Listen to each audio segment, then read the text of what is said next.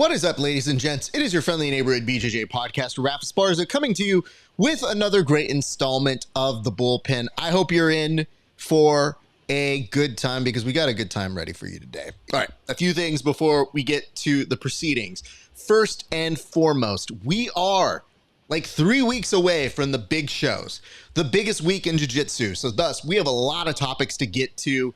I'm very excited about it. I hope that you guys are too.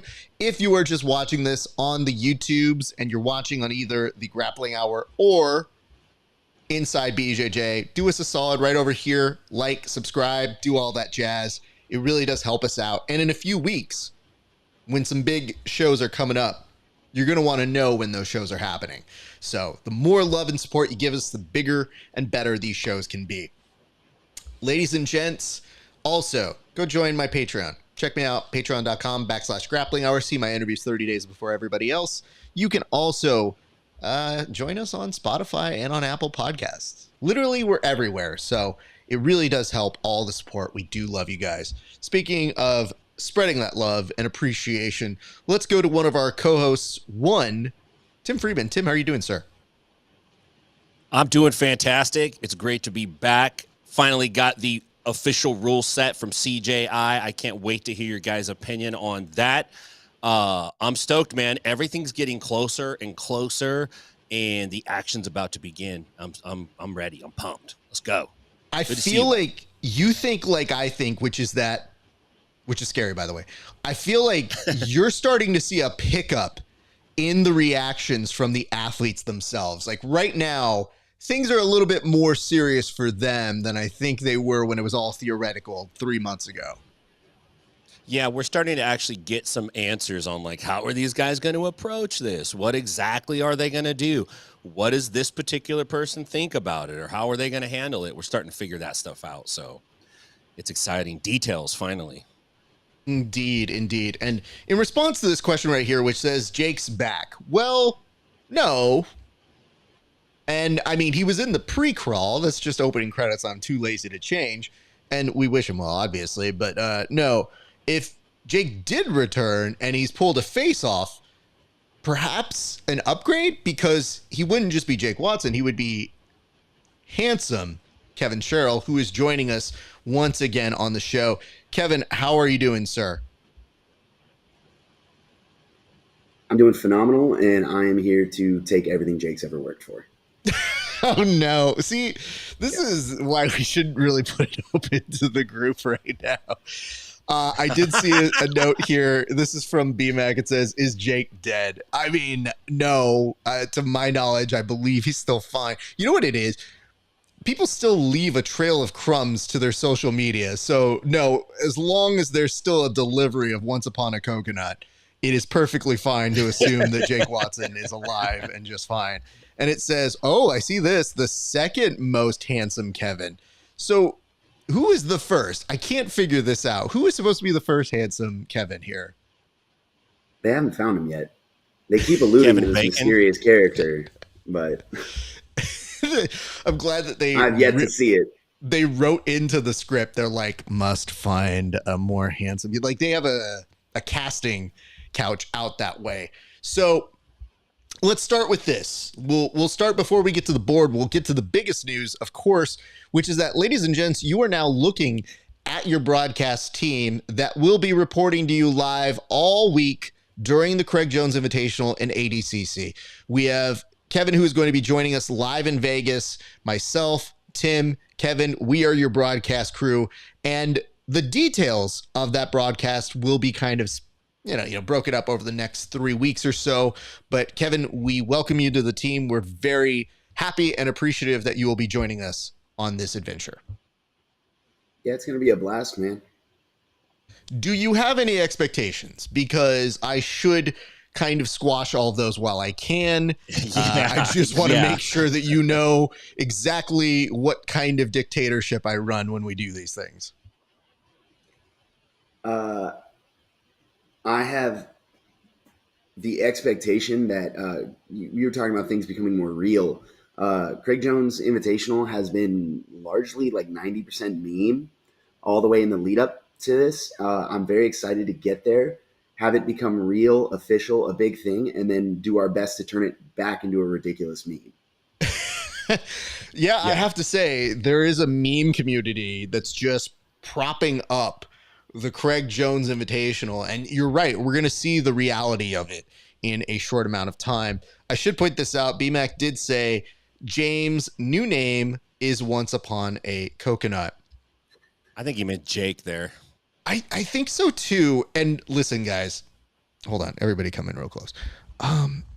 Listen, we already had one president that had to step down. And I'm not suggesting that our commish step down, but should he not fulfill the duties, we do need to have plans in place here, because the cognitive, I'm just saying, guys, he's getting senile. BMAC senile. You heard it first on the bullpen. Listen, it's that we went from an unfortunateness of seeing the dementia Olympics happening in a debate form a few weeks ago to now being like, oh, that's changed. Okay, things are very weird. So we'll do our best to kind of keep you out of that world for the election. But I will say this. I'm just saying, let's have a plan in place, because as it is, we really don't. And we don't know who becomes new BMAC if BMAC is not able to fulfill his duties. Is it Keelan? Is it Egghead? Oh shit, is it TJ? Don't know. And it said, oh no, you butchered the joke. No, I you know what? I venture to say we improved upon it. It was a nice suggestion. I looked at it. I said, nah, we're going to go to the next one. So, all right. Speaking of which, why don't we go to our actual topics here? And it says, bullpen, not coconut, you knucklehead. And it says the PGF doesn't have a 25th Amendment. If there was going to be one person to write out the Constitution for the PGF, it is going to be Egghead. So we'll see that he is both the executive and the legislative branch. So very excited for that. Gents, let's go to the board and see what we have as the topics on hand for this week. So we'll start off here. And speaking of our commish, he's looking good up top over that way. But I want to bring this up, which is, listen, BMAC did a great investigation as to the rule set for the Craig Jones Invitational, and we talk about it going from theoretical to real in just 3 weeks. But in doing so, he did an outline of those rules. I'm going to start with you, Tim. You proposed this one. Is this good? Is it bad? And will it be impactful to the overall sport? Well, I don't know if it's good or bad yet. It's hard for me to have a direct opinion on it. I definitely think it's interesting. And if it's something that the athletes like and it's friendly to the viewers, then we might see a big wave in rule set changes. And you might see more rounds show up. You might not. I'm not really certain. I've never really watched an event that had a rule set like this with the rounds and then the addition of the pit wall. It's like, man, it's kind of tricky. There's a lot of factors at play. I'm definitely interested in it. I think it's good overall. I think they're using this almost as a novelty in the beginning to get more people on it, and it's quite different than ADCC. So they've given themselves a path out if they don't ever want to feel like, hey, we're head-to-head competitors. They actually have another format, and they can kind of stand on that. But outside of that, I don't know if it changes anything, because I don't know if any of these guys are ready for it. I think that's the bigger question. Or like, yeah, it'll change things if these guys are ready, but if they're not ready, I guess whoever's the best grappler is going to come out. So I'll ask you this, Kevin, would you be ready for a rule set like this? Like if we went to PGF and a month before BMAC said, hey, guess what? JKs, y'all in a pit and it's 10-9s. I would be ready for a rule set like this. There's no stall calls. So that right there, I'm set up for success. I'm actually, the thing I'm most excited about for CJI was initially the $1 million, raising the pay level for your average competitor. I thought it would trickle down and eventually, show that this can be a realistic thing for us to do. But now it seems like the pit is becoming more and more common, and that may be the future. And I'm ready for that yesterday, man. Let's start having Nagas in pits every jiu-jitsu gym in the world should have a pit in it. You mentioned that for Naga, and I will tell you this. There is a part of me that would like to see them hauling that shit and getting really mad when they have to break it down. Like, oh, God, man. City to city. How many corners do we have now? Because you know what? The thing is, for Naga, it would just be one giant outer laying to the 15 mats on the inside. So if you're on the inside, business as usual. Right. But if you're on one of the edges, you're like, I got mat 12. God damn it. I get the edges, and this is a heel hook tournament. Yeah. I do love this. And it says, King of the Stalls, throw that flag, BMAC. So here's the good news. I don't have plans in place to call stall calls on you, but I will be prepared with a challenge flag in my handkerchief pocket in my suit when we get together.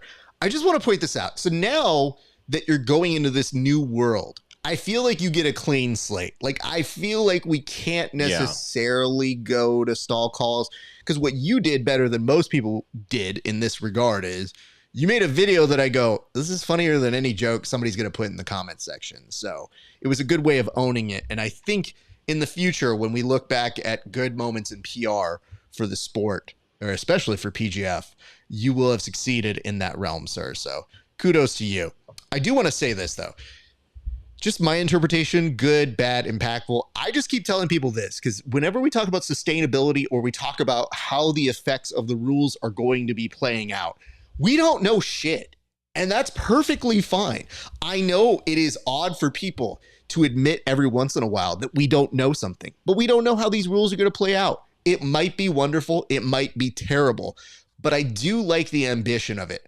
I am very interested to see what a 10-9 situation does for grapplers, because we're so used to sub-only rules or very stringent ADCC rules that keep you a little bit more confined in certain regards. And we've seen be abused. We have seen those forehead wrestling matches. So at the very least, here it breaks up the action so that we're not all staring at each other like, is this going to end? This might go on for a long time, right? We might be here for a minute. It sounded good in theory, because we've had those matches, and those sometimes are the championship matches. And it's just because you have two people who are so evenly matched that when you really get down to the last aspect of it, of course it's going to be close. So I think we wait to see it play out. And the other question is, and I'll kind of pose this to the group, because there are some new individuals making their way in, and I would never call anybody a dunkable, but if you're JT Torres or somebody who's been to the dance and won before, do you see some of these people now as the possibility of, well, they might be a dunkable to me? Because I think some of these people who have come in aren't bad grapplers at all, but I'm not world class like they are. Do you think that is occurring on some level for some of these top tier athletes? I'll start with you, Kevin. I think the gap between the top guy in the rule set for ADCC and the last guy in the rule set or in the bracket is a lot larger than previously expected. It used to be the grind of ADCC was getting kind of terrifying. If you look at how competitive those matches are, how elite the level is from the first match to the last. And I think CJI kind of alleviated a lot of that depth in there. And honestly, I think we are going to see some people style a little bit. I think some guys are going to open up, try and get the sub and get off the mat quickly. And I think those opportunities exist. Thank you for that. Tim, your thoughts? That's not a bad way to look at it. And it might even make it more exciting. You know what I mean? In a way, if there's a little less parity. Although it could be a mistake to overlook some of these guys. I know if it's a guy that's in there that you have a good record against, then that's a different story. You probably feel pretty confident in taking that person on. But if it's somebody that's hungry and they're on the come up and they just haven't gotten their shot yet, and now they got their shot, that's a dangerous athlete right there. You know, at a time there was a young JT Torres who was dangerous and a little more unknown. So for sure, it's a tricky situation. It piques my interest now, though, to actually see all these other guys take a run at it. And you almost have this situation where it's like, hey, you got these outsiders now, and they're going to take a run at these other guys who are a lot more established and predicted to win, former champions, that kind of thing. So definitely going to make for an interesting night. I do love the fact that you were referring to a time when, yes, JT Torres wasn't a double champ yet. He was just some lowly, silver medalist? Blah. Boring. That's nothing. Anybody can do that. All I was thinking, though, was, sure, we want to say the nice things where it's like, don't overlook this person. Don't overlook this person. But you know how competitive these guys are. You know that there has to be at least 3 or 4 of those champion guys who are looking at some of these additions to the roster and going like, yup. Please let me get them first or second. Like, let me make it to those semis. Let me make it to that medal round. Because then I get that sweet, sweet cash of 2,003. Shit, dude. What's wrong with those? Give us $3,000 to take third place. And the fact that you might lose a limb because of it. You get $37,000 in prestige, though. I do hope that like Mo gives them like Mo bucks so that they can trade that in for an undisclosed favor at the end. Like it's just like the Flow Grappling gift shop. Great idea, Raph. The Flow Grappling gift shop. You get a shirt that says Flow Zone on it. Flow on it. They're all decked out head to toe in Flow Zone gear. I have to say this, and again, whatever. I once told my wife, I was like, oh, they call this the Flow Zone. And she goes, I'm sorry, what now? And I go, that's what they call it. And she goes, are you fucking with me? Did you make up that name? Like you would make up names for things. And I go, no, babe, this is completely void of me. It is for real. And then she saw the logo that said Flow Zone and she like got up out of the room. She's like, fuck this. I can't. So just saying. I see this from you. Hey, players. Hey, playa, back to you. Winterstick83. We appreciate you. Thank you for watching. Be sure to like, comment, and subscribe, all that sort of stuff. All right. I think that's a good segue to they don't make any money to a question that was proposed that made me laugh because I didn't know that it necessarily had something that I was thinking about recently. But yeah, I think it stands to ask the question. We've been asking, what are the people who are involved in Craig Jones Invitational going to do with $1 million? But what we haven't asked is those people who are fighting for the lowly price of $10,000 to win at ADCC. So it was proposed here on our scratch sheet to ask this question: what would ADCC competitors do with $1 million? Tim, what would they do? Yeah. Too bad, so sad. We'll never know what they would do. Actually, that's the correct answer. Sorry. No, hey, I'm a big fan of all you guys. Don't get all mad when you see me. What I'm saying is I would be pretty pissed off if I was one of those dudes in ADCC and the guy that wins CJI is somebody that I've beaten in the past or could be or had several matches against. That would really burn me up. That would make me feel like perhaps I made the wrong decision. Outside of that, $1 million, probably what I would do is hire a PR firm to guarantee that I would be in CJI 2025 with a shot at another $1 million. That's probably what I would do if I was one of those ADCC athletes. So. I'd like to point this out, Tim, because you did propose this question, and when you get set up and I literally serve it up to you, you're like, well, I don't know. They'll never know. And I go, motherfucker, you proposed That's this not my question. That one wasn't mine. No, but you literally set it up for me to go, like, just set it up for you and say, Tim, what would they do with $1 million? Like, they'll never know. And I go, this was the longest, like, knock joke setup that we could have come up with. And I, of course, have to do the moderator thing and go, I don't know. How far are they? Like, whatever the refrain is that they have to have. Kevin, what do you think these hungry, juicy ADCC competitors would do with that $1 million if somehow they were able to find a genie, reverse course, challenge one of these people, or do anything of the like? Well, clearly they don't have to worry about it because they have no financial concerns whatsoever because they have chosen ADCC, the most prestigious event they could hope for, and are therefore set financially for life. But let's entertain the hypothetical world where these athletes do actually need to eat food for a living, eat food and make a living. Theoretically, you could visit 25 million laundromats across the country and open up pedigos in all of them and invite Flo, who are your new friends, as you have acquired your Flo gift shop merchandise, and have them come do a series of documentaries around these various locations. You could also retire from jiu-jitsu forever, because you have reached the peak of the sport by winning ADCC. Or you could get all of Gordon's DVDs except for 2 or 3. Almost the whole collection for that $1 million. So I think you guys are overlooking perhaps the most obvious answer to this question.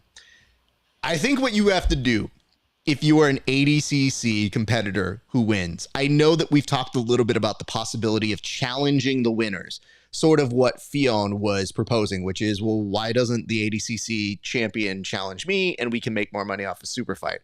That's a lot of work. I think these are some people who can fall for some crypto scams. Now, listen, I'm not saying these athletes are dumb. Not everybody who falls for a crypto scheme is dumb per se, but I would encourage you to, I don't know, maybe set up like a honey trap, like a bear, and try to get that money out of them, because it's just, I feel like that's less work than having to go through the idea of like, well, now I got to get steroids. Now I got to get as big as this other person. No, none of that. Trick them for the money. Don't even challenge them. I feel like you can trick some of these people. On a good day, I think you could potentially trick, let's just pick somebody out of a hat here, Owen O'Flanagan. I think you could trick him out of some of his money. I think what you do is you bait him with a little bit of like protein, and you put a trail of that, and he comes through in like a Hanna-Barbera cartoon, just like nom, nom, nom, nom, nom. And then you ask him like an important question about a technique. He gets his microphone like this, and then you just steal the money that's underneath there. Or you take a cell phone, which, by the way, is connected to all the bank accounts in the world at this point. So if you steal a cell phone, you essentially have their $1 million. I'm not telling you how to commit crime. I'm just saying it's a possibility. Get him to open up an Irish pub. You could do that. Failed one. I think it's funny that you picked like one of the sharper athletes, whereas like we know about half that bracket would struggle to like read any book that doesn't have enough pictures. I want to be honest with you. I picked the one that knows I would say something shitty about him on our show. Like, I don't think his feelings get hurt. I would say a fourth of these people, potentially. I also know who we're talking about in the future on this show, so I didn't want to burn all my jokes on just one person this week. But I would say Owen O'Flanagan, I think, can be tricked. And you guys, stop thinking small. To get their $1 million, don't challenge them to a match. Invite them to become a partner in something that will never come to fruition.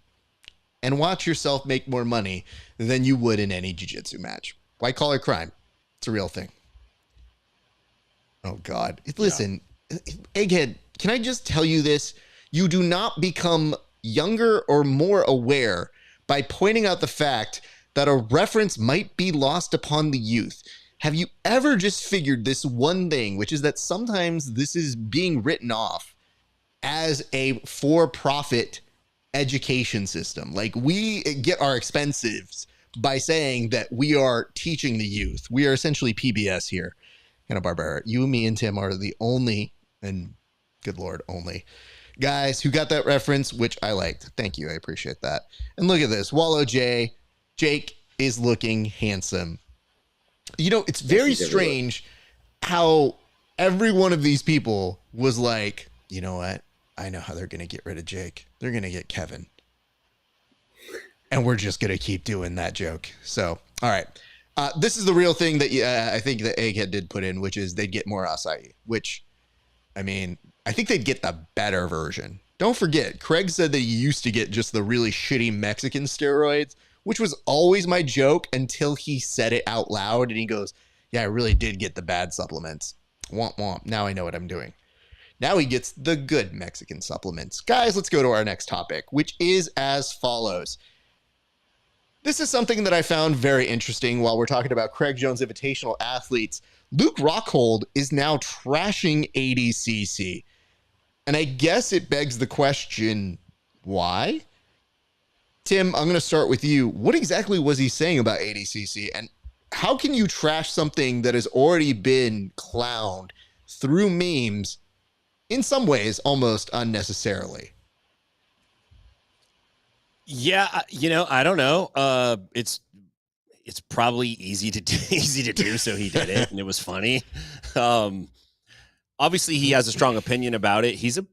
Rockhold's a great grappler. He's no joke. He's a great fighter, terrific grappler. He's got good wrestling, good jiu-jitsu. He good defense. He's a tough guy, good stand-up. So, you know, he's feeling good. He probably is trying to bring some eyeballs to him and what he's doing in CJI. And I think he's good friends with Craig. So maybe he just feels a little extra salty about it. Maybe he might know more information than we know. He might know more backstory. So he might feel like he has a little more skin in the game. That would be my guess. But, you know, I don't know if I quite agree with him that they're like watering it down or making it worse.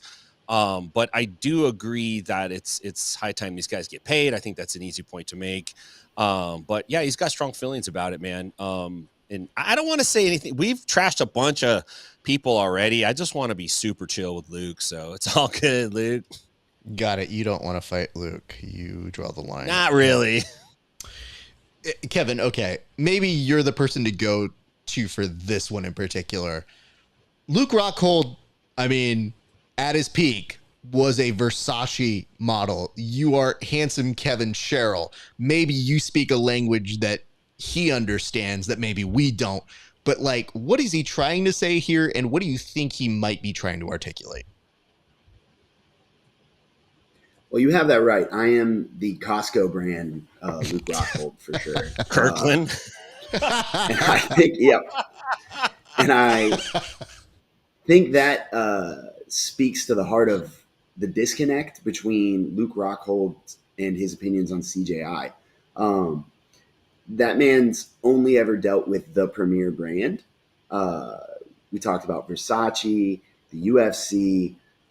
He has only ever gone to the best. I think when he sees the dollar signs associated with CJI and the dollar signs associated with ADCC, he is simply calling ADCC broke. And Luke Rockhold is not a fan of broke. As we have seen throughout the course of his career, he's very consistent. If you're not burning the purses that you don't sell, Luke Rockhold is not a fan of you. Like, cream of the crop. Well, you know, I want to point this out because I don't know if there's money on the table here for you, but Edgar Llamas says, I will only make handsome rash guards for Kevin. That's impressive. Has he made a handsome rash guard for you? Yeah, the handsome kit is brought to you by Eager Ones, as well as the Not Bad kit. My team, Not Bad Combat. So all my competitors, we're all rocking Eager Ones, man. If you guys haven't worked with them, like this, there's no money in this for me, but Edgar's been nothing but excellent to work with. Fantastic. Well, that's wonderful. And I'm glad that you are giving away free promos. We have a lot to go over what you can learn to do on these shows. Edgar, I'm going to hit you up, dog. I know you, so we'll talk. Yeah, I know. We love you, Edgar. It's just, you know what I mean? Like, we're trying to get some Vegas money. Let's go, Edgar. You know what I mean? Like, everybody's talking about $1 million for athletes, and it's like, please, sir, can I have some money? Oh, please, it'd be nice if we could eat. Oh, I love corn and reporting on these people. Jiu-jitsu guys, we're not financially literate, man. It's not even We financially don't see the literate. It's just, opportunity. it's always like a very fun thing when you're reporting on it and you go, okay, so what is the budget? Did you think about this part? No? Okay, A plus. We're going to move on. Let's go to our next topic. And I think this is interesting because, yes, I would say this just to kind of put the button on it. Actually, let me stay on this. The only thing I want to add to this whole Luke Rockhold part of critiquing it, and I think, Tim, you mentioned it, maybe he's just doing Craig a solid here. I'm under the guise of, I have my qualms with ADCC, but it is weird to get that feedback that it's watering down the sport, because for years it was the one that wasn't watering down the sport.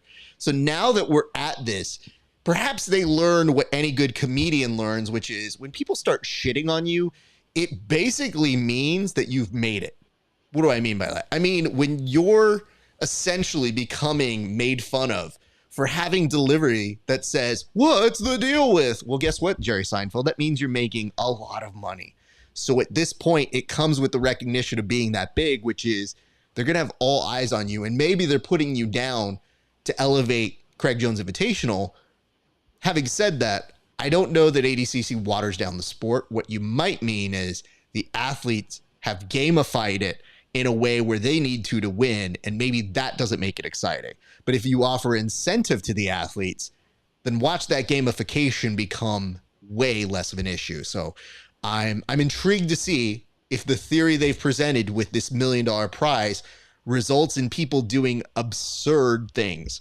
So that is something that I did want to go ahead and put out that way. And it says, you guys have my number, LOL, of course. And it says ad revenue, loss rate. That's what I'm talking about, Kevin. You don't understand. Like, legitimately. We're going to get that one back here. I was about to say, I was like, well, you know what? Nah, delete now. Okay. Ad revenue. Thank you for that one, Wallow J. Let's go to our next topic now that I got that small little point I wanted to make in. Okay. Guys, get this. Luke Rockhold and the Tackett brothers built a wall. No, not that one. I mean, hopefully not that one.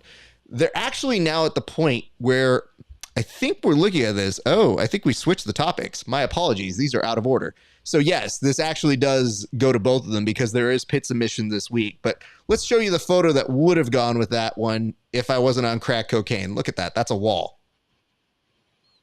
Oh, yeah. And then we have those two topics switched. All right, let's just get to the bottom of this. Let's go first with Luke Rockhold building a wall since we were just off of this. So it looks like, yes, the Tackett brothers and Luke Rockhold are training with a wall. And it's good to see them getting in those practice rounds because as of right now, very few people are familiar with how to grapple in that heightened state. So I'm going to ask you this. Let's first talk about the aspect of competing with a wall, but then what benefits do you think these individuals may have, if any, coming into that competition? I'm going to start with you, Kevin. Do you think it is important to be training with that, even as ghetto as it might be? I think having a wall in your gym is a massive advantage. There's something that we, in the MMA world, had to recognize and realize, which is like the existence of the cage isn't just like the ropes in boxing. The cage is a tool. Something you're constantly using from the top position is the existence of the floor, and you're using it as leverage to press off against. I think if you've got a wall in your gym that can mimic the pit, you're going to have a massive advantage every time you move even slightly close to that wall. You're going to have a massive advantage. I didn't know the pit was this easy to build at home, but you know what? I think my house is going to have a pit. I think the local gym is going to have a pit. I think the dog park my dog goes to is going to have a pit. We are now training full-time round the clock for the pit series. I do love the fact that you now are at the point where you're thinking like, what doesn't have a pit? I think, you know what? Everything's going to have a pit. My fire pit's going to have a pit. Everything's going to have a pit at this point. I find it so interesting that ingenuity was out and about. Tim, your thoughts on that? Are you building a pit in your academy now? And if not, what's the holdup, dude? I'm trying to figure out exactly how I would do it. I think I could do it by leaning the mat up under a structure that was up against a straight wall. You just need a angled frame. I think you could pull it off. The question is who's gonna learn what the quickest? The guys that come in with a real solid plan off that pit obviously are going to do better than the ones that don't. But then again, it might not even come into play at all. But I definitely would be incorporating the pit, especially if I was considering or trying to get into these big submission fights at the higher level, because I think we're probably going to see more of this. So it's probably worth your time to get some practice in on it. I think Kevin makes a great point. The cage wall, the fence in MMA is a huge wall. Wrestling's huge. It's a giant part of it that used to not really exist very much. Guys weren't even training it. And the ones that were had a huge advantage. So we'll probably see a similar trajectory, although information spreads a lot faster now. So I'm assuming we're going to see a lot more pit Instagram photos coming up probably in the next week or so. Understood. So I want to say this because I want to spend my time on the clock kind of evaluating this pit, and walk with me here because I clearly messed up the photo there. So as you notice, though, I did fix it. Look at that. Fixed it in a short amount of time. But I actually wanted to put a proposal here, which is who has the better pit? Now, look, the one that we are looking at right over this way, this is Luke Rockhold's pit. And I have to tell you, if we're basing that versus the one that you could see all the way over on that side with the tackets, first of all, look at what they're already doing with the tackets. The tackets are looking to do what's called like a pro wrestling summerside flip. Like he's literally going through, and this is a pinning predicament, which I find absurd. So they're already planning absurd nonsense. So I have to give them the edge because look at the one like right over this way. This way right here, if you're looking at it, I don't see too much ingenuity from Luke Rockhold's pit. Kind of looks like an afterthought if you ask me. So there are levels to this. And apparently, as you know, Tim was asking just a few seconds ago, he's like, well, how hard can it be to make a pit? It sounds like it'd be difficult. No, if you have Luke Rockhold's format, not only does it have something there that you can recreate, but I think if you go on the Luke Rockhold one, I think you might just fall into that section. Like, I don't think there's any assurance that there's anything going to prop you up. There's not gym bags underneath it we know of. I think you're just going straight into the underpass of the box. I know what that is. That is a church platform right there. That dude is training at a church somewhere. That's not a pit. That's a platform at a church, dog. Come on. Look at that. That's the step up. It's right there. You know what this is? This is essentially the minimum amount of baby proofing a house before you bring a child home. Like it's just like just throw the mats on top of it. Otherwise they electrocute themselves. Just I don't know, man. Let these kids roam wherever they want. I'm intrigued to see how this all plays out, but I do love the idea that they are training for it. And I have to say, I wonder if the other, 28 or so participants are going to be doing this as well, if they've set it up in their gyms, because the reason I already included one is Andy Varela doesn't need more reps in a pit. If you look at what he does at 10th Planet, at his gym, he's already using the walls as is. So he's set. I think he's in a good place. I'm just curious to know if other people are using this ingenuity, but props to both Luke Rockhold and the Tackett brothers. Cause when I sent this to a few of my friends, I was like, what do you think about this? They go, this is genius. Good for them. Yeah.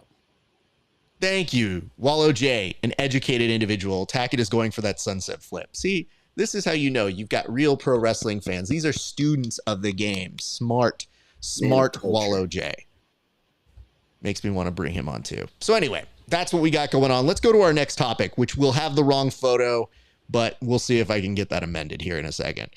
The question or the prompt here is we should be previewing the upcoming pit submission series. Now, since this is going to be taking place over in the Nashville, we will go to our correspondent who is closest that way. Tim, tell us a little bit about what we can expect at Pit Submission Series 7. Well, I believe Pit Submission Series 7 is embedded in Karate Combat, the same event. It's like the Subway and the Chevron. You know what I mean? Kind of like that's where jiu-jitsu is now. So don't get too high-minded, guys. You're the Subway and the Chevron. But no, it looks like a kind of a cool card. Aljamain Sterling is competing on the card. That's what caught my eye. It'd be interesting to see him in this format. Alexander Romanov is a UFC guy. You know, he's been out there a lot. Roosevelt Souza, he's another guy we've heard a lot about. Patrick Gaudio, he just fought Gordon Ryan not too long ago. And then this Diego Hamalo is a dude who he hasn't been active the last couple years, but I'd say in the 20 teens, he was very active. He has a very big reputation for being rough. Like his side control escape is basically he elbows you and knees you all over your body until he makes space and gets out. That's kind of like his game, what he's known for. So I think that'll make for an interesting matchup. But more than that, I believe, if I'm not wrong, the format of this is going to have that recessed or that reclined wall, that angled wall. And this is a good opportunity for me to see this live and see how it plays out, kind of get some more feedback in terms of like, what are the types of techniques that we might actually see. We know we've seen Craig Jones shoot a triangle off that wall. We have some footage of that stuff already, but as we get closer to it, I think there's going to be a lot more eyeballs on it. So stoked for it. I can't wait to be there. Are you going to try and storm the Capitol and make your way inside the pit? Like, are you going to try and get some reps in there and figure out what it feels like firsthand? Yeah, I am, but I'm not just going to run in there crazy. I need someone to distract President Awesome first, like get in his face, be like, "Hey man, show me some stuff," or something. Maybe run a fake attack, send like one of my students out there first, and then he'll go. While they're all choking him, you'll see me on the side, like trying to jump triangles off the pit wall. Nah, dude, you're thinking this all wrong. I think the real strategy, because we know she's going, is to get Hawk 2 girl, send her in as a decoy. Like literally be like, oh my God, I love all that you do. You're so great and a great addition to society. Anyway, go over that way, talk to him. I'm just going to go see if I can stooges around this pit and what kind of give it has so I can report back to my people, because that's the closest any of us are going to get to the pit. So I'm just saying that. Kevin, I want you to kind of tell me, are you familiar with JJ Wilson by chance? Not actually. Okay, let me tell you a little bit about JJ Wilson. JJ Wilson is a Bellator fighter now, I believe, in the PFL. I'm not sure exactly where he falls on that line, but excellent grappler, very solid. So him versus Aljamain Sterling is a very fun match to me. And I don't know what you feel whenever you see your homies get a match that you go, wait, how did that come? You know what? I don't even care. Great. Good for him. That's how I felt with him. And he's an excellent fighter, but getting somebody with Aljo's notoriety is very, very cool. So I would say that. Did any of that catch your attention from what you saw on the Pit Submission Series? Or what are you looking forward to seeing the result of this one? I'm very interested to see how Aljamain Sterling responds after his viral rant. He had that viral rant of like, if I was stalling, what was he doing against guard pullers and butt scooters? To which the jiu-jitsu community like kind of unanimously replied, like, this is jiu-jitsu. Like, if the guy is giving you the free takedown, engage. And that's not to knock Aljamain Sterling. He's a phenomenal MMA fighter. It's the classic clash of styles and philosophies. I am supremely interested to see if JJ Wilson pulls guard, which sounds like he's a fighter. He's probably not going to pull guard. Did Aljamain Sterling make the adjustment by just asking for an opponent that's not going to pull guard? Or has Aljamain heard the jiu-jitsu community and said, all right, I accept your challenge, and he's going to go out there and put work in? We know he's capable of it. If you're that athletic, you're that dedicated, you're that disciplined, there's nothing you can't pick up. It would be nice to see. I'm very curious to see what adjustments he makes. You know, there's one thing to consider here, and I believe everybody has some familiarity with Justin Flores, J Flow, who works out of Keenan Cornelius's gym at Legion. He has worked a lot with JJ, and JJ, in one of his most recent fights, we did a tape study together. So we watched his fight together, and he hit this really sick judo throw. So he has some stand up, and I just remembered looking at him while we were watching it and saying, like, fuck you, dude. Like, that was really clean. And that's really annoying. And he goes, what are you talking about, man? Isn't it good for me? Like, aren't you happy for me? And I'm like, I'm happy you won the fight, but don't make the rest of us look like shit, because it looked like he was falling and then he's not falling. And then suddenly he's on top. And I think, to your point, Kevin, one thing that's very interesting about JJ, if he's willing to engage on the stand-up, A+. But if he doesn't, he's got a very good guard, and it's a very active guard. So if the criticism was, oh, Aljo doesn't engage, he doesn't do this. Well, now you get somebody who's a fighter who's used to standing up and having to bring somebody down to get that win. And now I'm interested to see if he has the right dance partner to either show his skill or to get that challenge that you go, oh, see, now be careful what you wish for, because JJ is somebody who maybe not everybody knows, but I think is a very valid competitor for him to go against. So that's why I was so stoked for it. And JJ, my apologies that I put the wrong photo in the wrong place. It was, you know what I mean? Like, I guess I should just attribute it to CTE or something. I don't know what it is. Maybe my cognition's going, and I do have very, very clear statements here that there is no line of succession. Like, the show ends and dies with me. Like, as soon as I'm dead, the show doesn't exist anymore. So enjoy it while you can, kids. As long as this still stays intact, we still have a show. So there is that. With that being said, let's go to the next topic. All right, next topic is this. Some good news happened over the weekend. Turns out, oh, I see what's happening here. I still had that one there. Yep, I did it right. Turns out there was some good news over the weekend. Apparently, yes, the athletic commissions got their shit together and decided that clock be damned. 12 to 6 elbows. Yeah, I guess they're all right now. Now, granted, that's a pretty good thing for the future of our sport, especially if you're John Jones and you won an unblemished record. So I guess the question is, now what? Tim, I'm going to go to you first here. I'm going to ask, not only now what, but are we looking at the possibility of John Jones getting a clean record? I'm sorry, a unbeaten record. He's going to get that loss expunged. Interesting. Listen, have these commission guys seen the videos of these dudes breaking cement blocks with their elbows? They might change their mind on this rule and put it back. This has been the one weird quirk in the rule set that has existed for a really long time, and we've known that it should be taken out, and it's like ridiculous. There's way more dangerous things. I'm not saying it's not dangerous, but there's a lot more dangerous things that can happen to you in a mixed martial arts fight than that. So it's about time. I'm happy to see that, to the chagrin of everybody who claims, like, if you try to take me down, I just spike elbow you. Like, okay, now we're going to see. Outside of that, I don't know. Is this like one of those situations where the government's like, hey, man, if you were selling pot and you're in jail, we're going to let you out because it's not a big deal anymore? Is that what it is? They're going to be like, hey, you hit somebody with a 12-6 elbow and we all jumped on your case and gave you an L or a no contest, but now we can see where we were wrong. We're going to go ahead and give that back to you. And then how does Hamill feel if that happens? Like, he's kind of holding on to that. He's got like a victory over John Jones. Like, I'd run that one to the grave, dude. So I don't know. If I was John Jones, I would definitely try to get that one back, though. If you can't get a rematch, you get that. Next best thing. Interesting. John Jones would want to spend more time in court. What a different headline. Kevin, I'm going to go to you now. What do you think this means for the implications of the sport? Is this going to change things? You also serve as a coach for a number of MMA fighters. So I'm intrigued to hear what your thoughts on this whole melee is.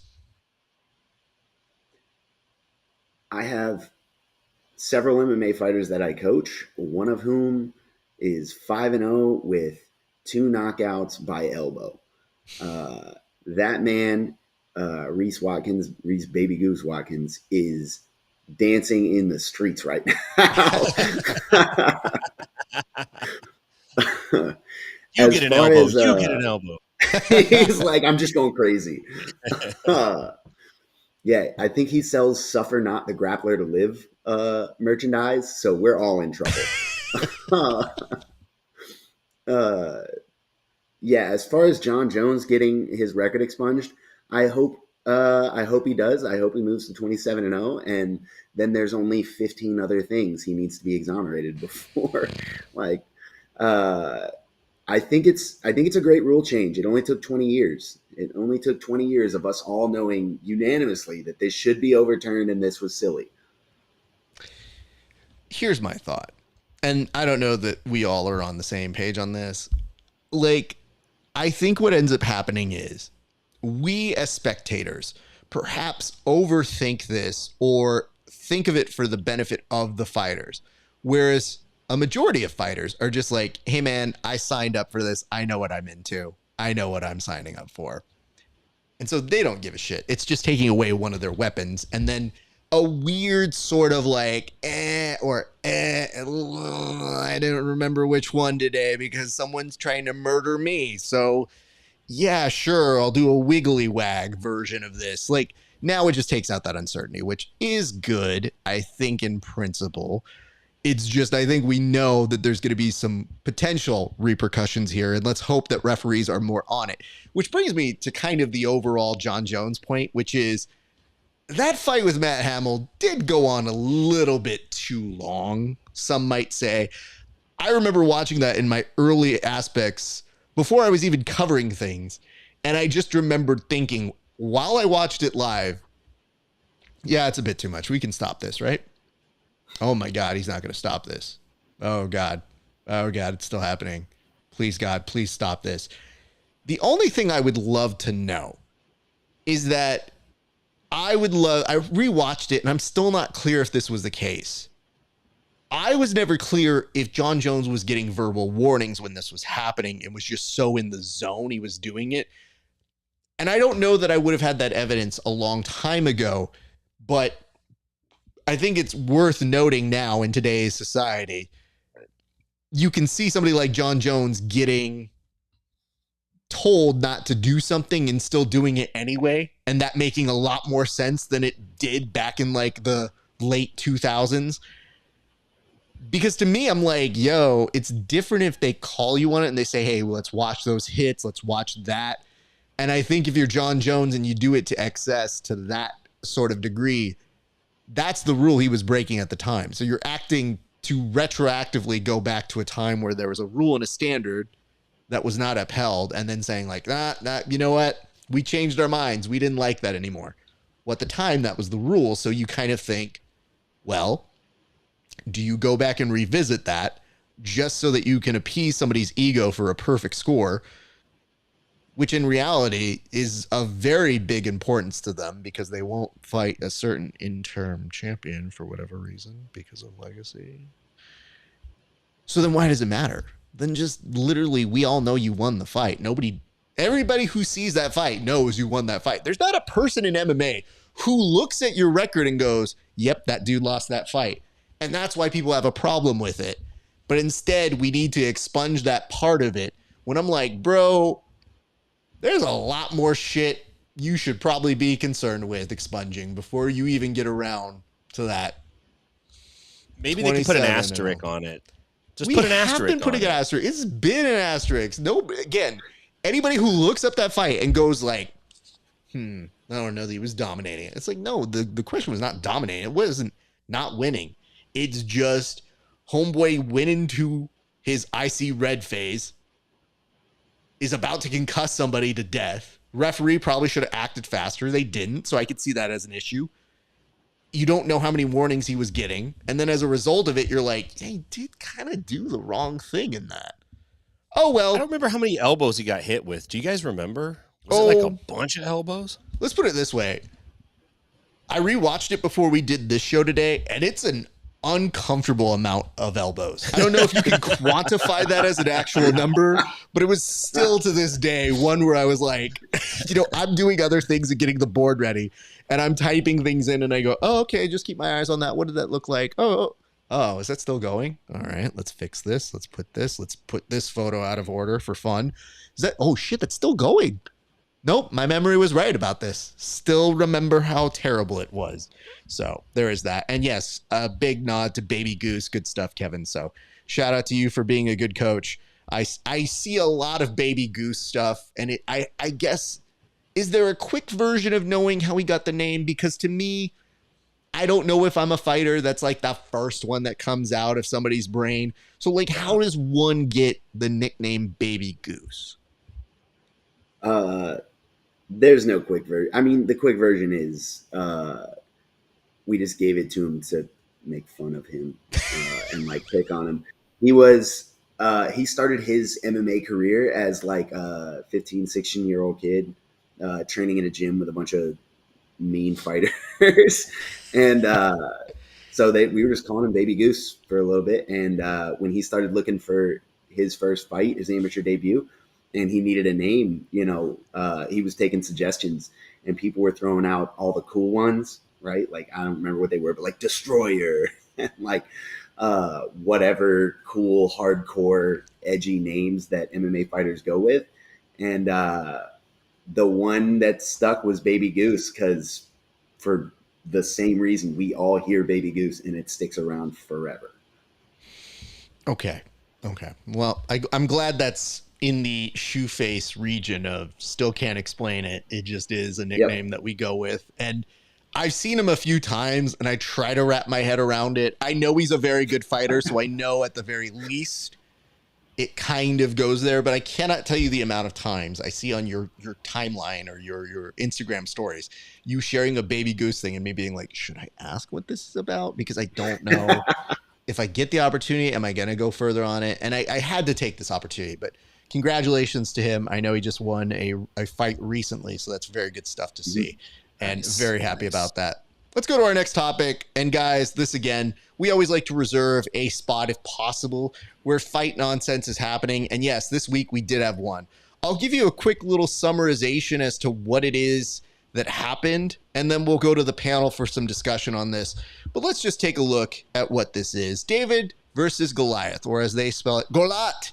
And yes, there's a small dude who wants to prove to you that a single leg takedown can work if you switch it out and you survive a power bomb. Guess what? Just kidding. He's able to go ahead and take down the big boy here, or Goliath. And as he does, he's going to somehow not only open him up to pass, but to get this armbar and finish out here. And yes, he did ingest the red dyed hair of Chris Lieben in the early 2000s. And yet, I guess the question here is, Tim, who put this together and why did this happen? I'm not sure where it was at. I think I read it was somewhere in South America. I'm not positive.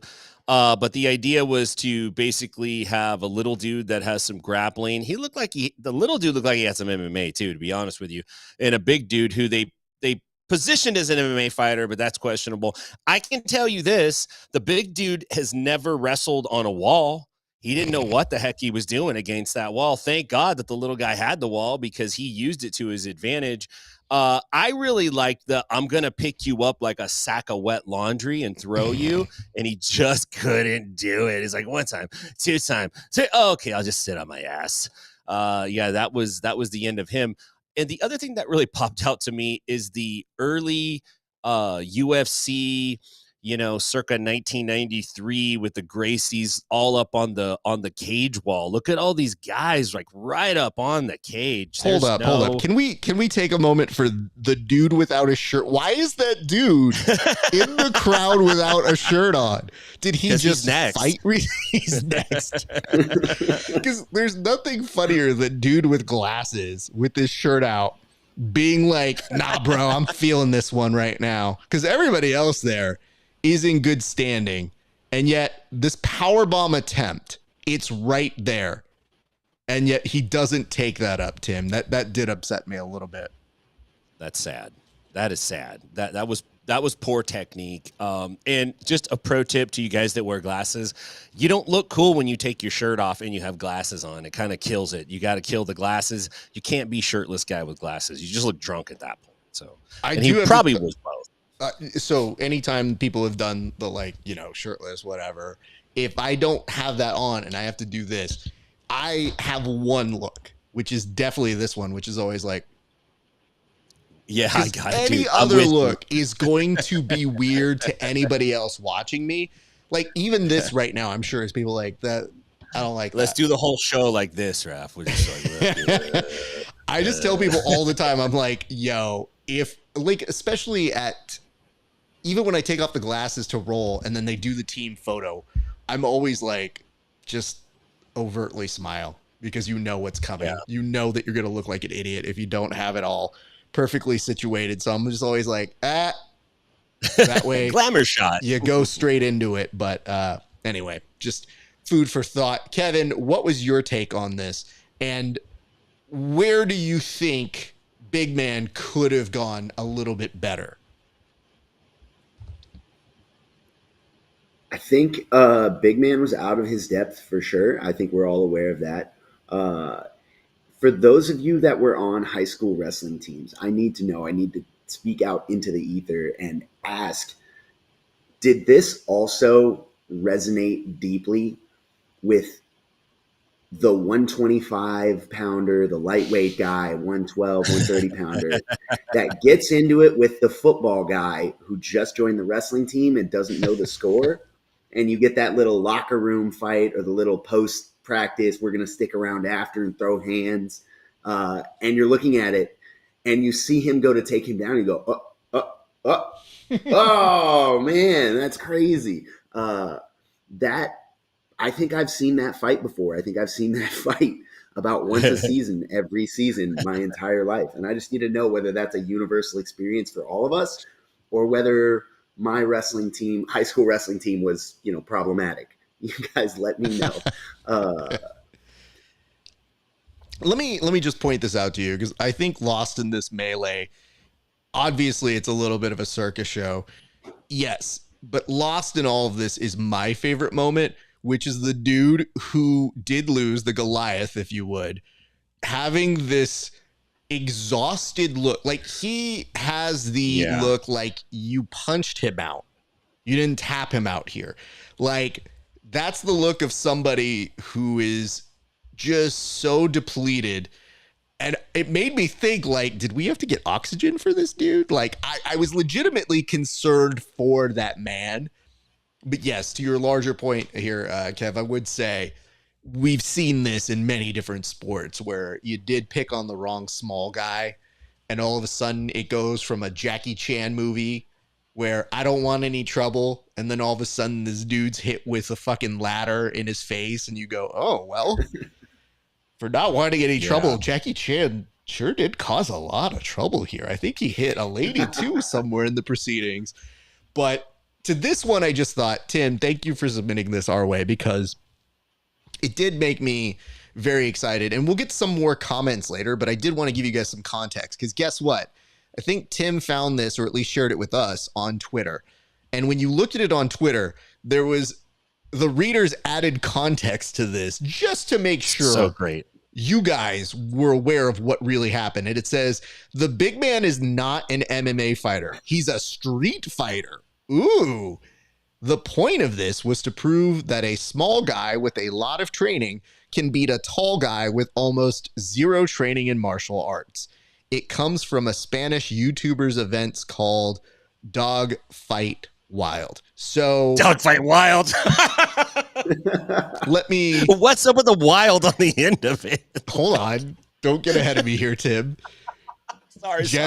Before we move on to the gallery, I am indebted to asking both of you, is there a better name we can workshop rather than Dog Fight Wild for this organization? Tim, you get first at bat here. I am seeing in my mind's eye Baby Goose at Dog Fight Wild. That's the fight that we got to figure out how to make one way or the other, dude. This has to happen. It's ordained by the Lord himself.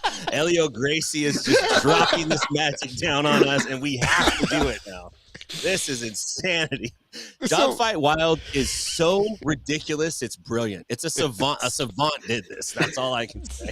It's perfect. I don't want to mess it up. It's perfect. Okay, I hear you. Kevin, do you have any notes for Dogfight Wild? No, how do I top that? That's amazing. Dogfight Wild is perfect. I love that they're still booking fights to prove that a trained guy can beat up an untrained guy. Oh shit! Like, we're gonna have a spelling contest. This guy is illiterate. We found him. Yeah. We found him in the streets, and he's gonna go up against a Harvard scholar just to prove it can be done. Like, Okay, what is happening? Having said that, you bring up a very solid point, which is, sure, there's always a new generation of people that we have to prove this to. I'm sure there's always going to be a next generation that doesn't believe you that small man can beat up big man. Having said that, let's get to the core of what this is. People use that as an excuse, but what they really want to say is just, hey, listen, I want to see this small dude beat the shit out of somebody. I don't care who. Tell him it's for bullying. Yeah. Tell him it's for some random, he talked about his family. Nah, just really what it is. I want to see this big dude get owned. And that's really what it came down to. And billing him as a street fighter, maybe we don't have a lot of evidence here, but I would say this. If you bill somebody as a street fighter, let me put it into the requirement that I see said street fighting videos. Listen, Kimbo Slice didn't just appear on Bellator. They showed you his work. And then eventually they're like, hey, is that Jorge Masvidal? Like, we kind of bought into it and it was a thing. I would love to see the work of this man in said street fights. And it's just the same way that I feel like in boxing, whenever we say, oh, this boxer is going to take on this washed up or this old fighter or MMA guy, I think there needs to be a committee now in MMA. I've been saying this since day one. The committee has to elect a representative to represent MMA. If we had said committee, Ben Askren would have never been elected. And more importantly, Jake Paul would probably not be the guy he is. But instead, we have to deal with this all the time. And we have to wonder if a Jake Paul in all of his roided glory is going to beat up Mike Tyson. And I have to say this. That's a question I think we can go without answering because it doesn't make any sense. And yet people kind of want to see it. The boxing match with Jake Paul and, yes, Mike Perry sold a lot of tickets. And I don't know the full details, but it's over 12,000 tickets. So that means that a lot of really young people or idiots or both got together and said, let me see that spectacle. And so that is why I want the committee. And if that's the case, I believe that committee would send me the videos before this ever made it to Dogfight Wild, which, by the way, sounds like a child made that name. Like, I'm not sure if you understand this, but those are like some of the first words you teach a child. And they, in all of their glory, were like, Dogfight Wild? Sounds like a great MMA organization. Good job here, that Junior. promo photo. Yeah, that promo poster is in crayon for sure. So, yes, I would just like to say that, you know, we do have a few more things. We're going to move to our gallery now because the gallery is attached to it. But Egghead Warrior making it very clear, Dogfight Wild is awesome. Also, the reason why I think you need to workshop it, maybe a little bit, maybe this is just me. I feel like it can't deliver on the promise it's making. Like, you told me Dog Fights Wild. I want to see that show. Like, I feel like that is a Homeward Bound-esque R-rated version where all of a sudden you can hear the thoughts of the dog, but they're like, fuck this, I want to fight. Like, I want to see John Wick's dog from the John Wick's dog perspective. Why is no one making that movie? Holy shit, I just made a lot of money right now. Trademark, RAF ESPARZA. Good idea. Wow, John Wick's new dog. It's from his perspective. Sorry, guys. All this jiu-jitsu thing, this is not making me money. He just ends the stream right now. It's like, we're done. Jesus. What's that? Netflix just got it? Oh, they bought it for me. Thank you. Okay, great. Well, let's go into these comments because I do feel like they tell a little bit more of the story. So yes, we will move to them, but it is essentially the same fight that we were looking at. And the comments here are as rich as you would imagine a fight like that was. So let's start with this one. And it says, this is why I think Zuckerberg will beat Elon. Let's stop here for a second. I don't know it anywhere in this 30 seconds of fight that we have enough evidence to believe that this concludes, yes, Zuck will beat Elon. Nonetheless, we press on. He's also younger and fitter. He seems like a timid fighter, though, and that's where Elon might have a chance. Is this guy saying this based off the dogfight or based on this, like, these other fights they've imagined? Does he think that guy is Elon? Well, let's take a look at it just to make sure we're not making any mistakes here. Nope, definitely not Zuckerberg, and he definitely looks different now. Pretty sure this does not conclusively tell us what would happen in a Zuck versus Elon fight. And I'll ask you this, Kevin. Why are people so enamored with seeing those two people fight when they have no actual fighting acumen?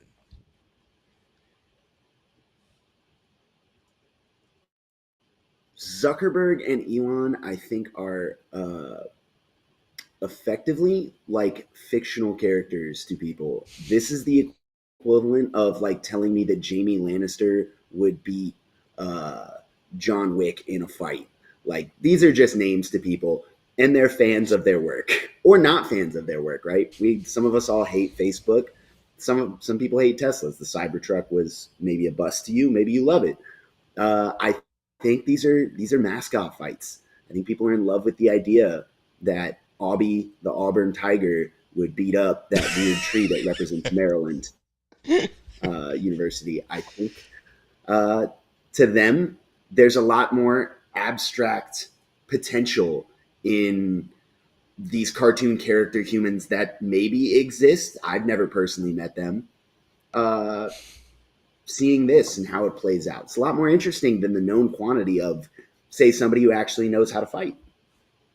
Good Lord. I think that was a fair representation, which is now we'll move on. And it says, John Jones has found his next opponent after Stipe. Yeah, but you can't do 12-6 elbows and dogfight wild. That's not for another 20 years. They're not going to be there. It's going to take like 20 years for him to get there. So we might not see that. Let's go to our next comment, which is, toughest dude I fought was Mexican, standing 5'3". So, okay. Strong endorsement. Let me ask you this, Tim. How did you find one person on the internet who was just like, you know what? I really got to say something about Mexicans right now. I feel like this is the time, right? Yeah, you know, it's like nobody wants the big guy to win. Big guys don't even want the big guy to win. Everyone's rooting against the big guy. Everyone's going for the little guy. But none of the little guys really want to admit they're little guys. And then guys that have been whooped by little guys don't want to admit they've been whooped by little guys. But this dude was kind of proud of it. Like, hey, listen to me as a person who's had his ass whooped by a 5'3" Mexican. Like, these little guys are tough. That's kind of the shtick he pulled. I don't know. It's kind of funny. The comment thread there were so many good ones that I needed them, and I'm like, I'm just taking the first 5 that are good. But there were some really good ones. People had a bunch of pictures and all kinds of wild stuff. So it was pretty good fodder for the internet.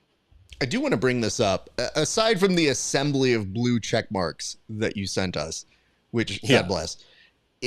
The fact that this dude didn't actually say he lost to the 5'3" dude. Like, he wanted to make sure you knew. That dude was tough, but still pulled this one out. Fuck those Mexicans. just kind of interesting to see here. An egghead. So hold on. I do appreciate this. That it says this dude looks like he's gonna call you and scam you. Which, hey, listen, don't mock it till you try it. ADCC winners. Got a new crypto coin. And it says 5'3", tough to fight because you can't see him. You have to keep looking down. Well, listen, guys, not all of us are blessed to be over 6 feet tall. So just keep that in mind as you put things in perpetuity in the comment section. Oh, God, no. Come on. All right.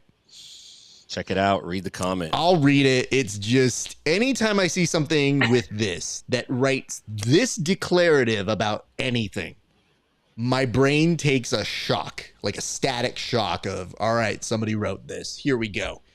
Got the check, too. This is why MMA is not real fighting. They don't allow for defensive moves against grappling that would occur in a street fight. You can't knee of elbow a grappler, which is the first line of defense in a street fight if you're being grabbed. Well, let's start here. Kevin, was this not a street fighter? And is this man making the argument that they took him too far out of the element of street fighting for him to have a chance here properly? Yeah, I think he's aware of what we all are, which is that if you are not on pavement, you can't actually see red. It doesn't click in because your life isn't on the line. So you don't actually get to activate your see red mode where bodies start dropping. This was an unfair contest from the start, and I reject the premise. I reject the conclusion. I reject the premise. So wait a minute. Are you calling this now an invalid result? Are you now calling for the same thing that happened to John Jones? Should this man contest his result and get his blemish off his record now? I think he needs to appeal it. I think he needs to appeal it and move to what I assume is 77-0. Never lost a street fight. Yeah. Takedowns are illegal in a street fight anyway. The fact that the guy used a single leg, that's a glaring. What is a knee of elbow? It was a controversial knee of elbow. Everybody knows knee of elbow. First of all, Tim, it's where I've actually never heard of this. First of all, school me, guys. Yes. Listen, I hate the fact that I have to educate 2 black belts here, and this is upsetting to me. But knee of elbow. Okay, everybody knows. It's where you hit somebody so hard with your elbow, it felt like you just got kneed in the face.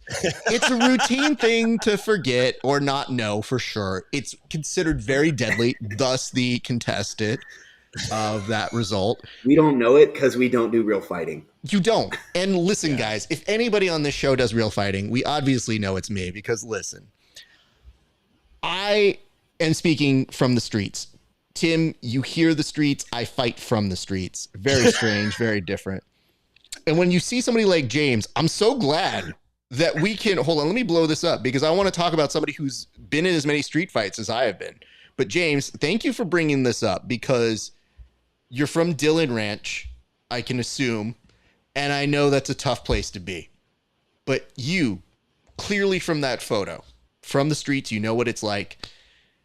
And one thing people hate in fights is defense. Boo. Everybody hates defensive moves. So you know what? They didn't look out for the guy who was coming from the streets to be able to properly do one of these and make his way into the succession of a win column. Let me just clean this up here real quick. Guys, I'm going to take my earpiece out for that one. I'm so confused by one thing. So just so we're aware, in a few weeks when we gather again, our little brain trust here live and in person in Vegas,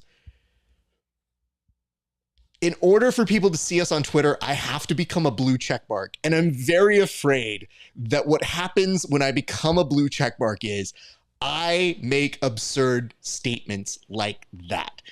So I'm asking you, because yes, Tim, every single statement you brought was from a blue check mark. So now I'm worried. Do I clean up my act when I become a blue check mark for Grappling Hour so that people can see us for our ADCC Craig Jones week? Or do I double down and just go into the abyss, go into the crazy Kevin here and go absolutely batshit insane while I'm a blue check mark for a month and a half? I start with you, Kevin. I think it is very endearing that you believe you have a choice and that the blue check mark won't take you exactly where, like, it chose you. You think you chose it, it chose you.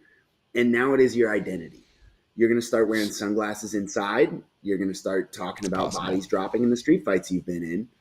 And you're going to start voting differently. You're going to start going to bars you never went to. It's going to get crazy. And this is a ride that, you know, you've signed up for. And it ends in one place is the good news. Valhalla. That's where you're headed. Tim, your thoughts? Yeah, I think for sure you double down, man. Once you get the check mark, you're verified, dog. Like, you're good to go. You're basically, it's like you've had your vasectomy, man. You could rock, dude. You're ready to go. So you may as well go out there and spread your love on X, dude. Do what you got to do, dog. Like, we got to put that stream out. We got to spread the word. We got to get the gospel of the bullpen rocking and rolling. So let's go, brother. It's one thing when you said you just got to embrace it. You got to spread yourself out, and that stream's got to go out. And I just was like, you know what? That visual, not quite what I was going in there, but it did say sunglasses inside. God. Only if you studied nuclear science. I feel like we're comparing two different worlds here, but I can promise you this. For the month and change that I have to have this dumb check mark, and I haven't figured out when I'm going to start doing it. I feel like I should do it now just to rip off the Band-Aid and make sure it actually works. And for the next 2 weeks, when we do these episodes of the Bullpen, they will have these things. Having said that, can I just be honest? I don't want to. Like, I don't want it. Like, I'm so anti this. And I'm so angry that in order to be seen on Twitter, I have to fucking do this. But one good thing, I can actually write longer posts. That's the one thing. And you can edit posts. But like paying for it, hurts the soul. So, all right, gents, I think it's time to close up right now. Let's go ahead and plug our stuff. I'm going to start on over this way. Where can the people find you, good sir? Kevin, tell us where the people can find you. Kevin Grapples on Instagram. Yep. Kevin Grapples on Instagram. I'm building a YouTube page for Not Bad Combat. And if you're in the Atlanta area, come by American Top Team Limo. Come roll with us. Great stuff. Tim, plug your shit. You can find me at Inside BJJ on all your favorite social media. Check us out on YouTube/Inside BJJ. I need some subscribers so I can start making some money off this content. So please subscribe. We got Dean Lister coming up tomorrow on the program. And if you're out at Karate Combat tomorrow night in Nashville, I'll be wearing this hat because I don't have hair. So come by and say what's up. We'll exchange information, and I'll make you subscribe to the Bullpen and to Grappling, to everything. Like everything we got, I'm just going to grab your phone and subscribe to it, like it. So yeah, choice. Catch me there, man. Yeah. I've recently subscribed to the idea that when I roll with people, I'm not going to let go of the submission until I know for sure they've subscribed. Like I'm going to have somebody bring their phone over and be like, nope, with your free arm, subscribe. And like, don't even roll with them yet. Yeah. Gentlemen, I'm very excited for what's coming up in a few weeks. We are 3 weeks away now. So this is your team. Yep. This is what is going to be reporting. I'm very excited. It's going to be a great ability to collaborate between all three of us. And I really do feel like we're going to put together a very fun show. So I'm very much looking forward to seeing you guys very soon. I'll close this bitch up and then I'll talk to you guys in a second. But my thanks, Tim, Kevin, good work this week, sirs. All right, guys, here's what we're going to do. Reminders, like, comment, and subscribe. Tim just told you he doesn't have enough people to make money off of fucking YouTube. Do you know how long Tim's been doing this? Fuck you guys. Go subscribe to him right now. So go on over Inside BJJ, like, comment, subscribe. And I know some of you are watching this off of that channel. That's dope. I see some of you in the comment section. So do me a solid, give us some love, talk to us there, but also support our guy. So that way, the little money that we do make from jiu-jitsu can be doubled. I think Anything times 0 is still 0, last I checked. But hey, something, I think. Let's get to the reminders. We will be back here next week on Wednesday, so be looking out for us. We are excited to have you guys joining us for a little journey here. We will have more information as we get closer for the details for our broadcast that we'll be doing. But I hope that you guys come support us. Tell a friend. We're going to start announcing it on our social media very soon, but we're very stoked to be recording live some broadcasts out in Vegas. It's going to be a fun time. Vegas is like a second home to me, so it's going to be good to be at my second home. Ladies and gents, that's going to do it for us here at the Bullpen. It has been a great day for grappling. We'll see you back on the mats.